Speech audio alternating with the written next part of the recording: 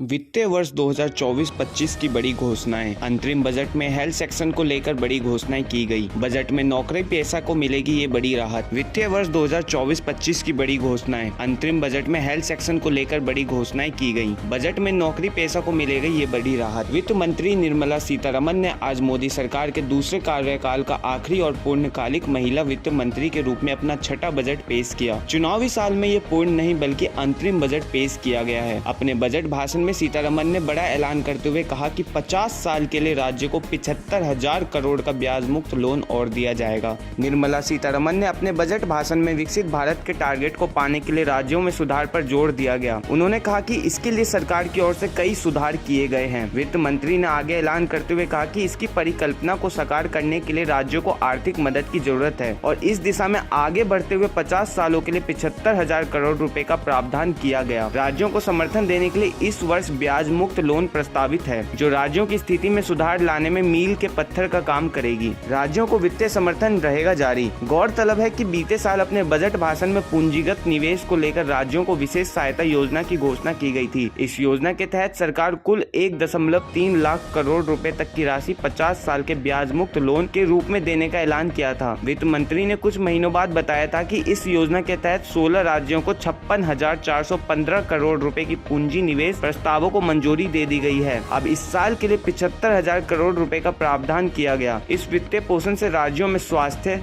शिक्षा, सिंचाई, जल आपूर्ति, बिजली, सड़क, पुल और रेलवे सहित विभिन्न क्षेत्रों में पूंजी निवेश परियोजनाओं पर करने की मदद मिलेगी। इसके अलावा प्राइवेट सेक्टर को मिलेगा बढ़ावा। अंतरिम बजट में निजी क्षेत्र को सूर्योदय योजना में अनुसंधान एवं विकास को बढ़ाने के लिए प्रोत्साहन मिलेगा। सर्वोदय स्कीम में अनुसंधान एवं विकास के लिए 1 लाख करोड़ रुपए का प्रावधान किया गया। वित्त मंत्री ने कहा कि भारत को 2047 तक विकसित राष्ट्र बनाएंगे और हमारा देश एक विश्व शक्ति के रूप में उभरा है। विकसित राष्ट्र के लक्ष्य को पाने के लिए सरकार की ओर से हर संभव प्रयास किए जा रहे हैं। वित्त मंत्री निर्मला सीतारमण ने कहा कि देश के युवाओं के पास बड़े सपने हैं। उन्हें अपने वर्तमान पर भरोसा है और भविष्य से बेहतर उम्मीद भी है। गौरतलब है कि ये अंतरिम बजट था और वित्त मंत्री का बजट भाषण भी 1 घंटे से कम का रहा। पूर्ण बजट इस साल होने वाली लोकसभा चुनाव के बाद गठित होने वाली सरकार द्वारा पेश किया जाएगा। इसी तरह की तमाम खबरों के लिए देखते रहिए पैनी खबर।